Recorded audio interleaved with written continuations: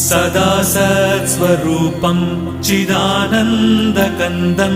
जगत्सम्भवस्थानसंहारहेतुं स्वभक्तेच्छया मानुषं दर्शयन्तम् नमामीश्वरं सद्गुरुं साईनाथं नमामीश्वरं सद्गुरुं साईनाथम् भवध्वान्तविध्वंसमार्ताण्डमीड्यं मनोवागतीतं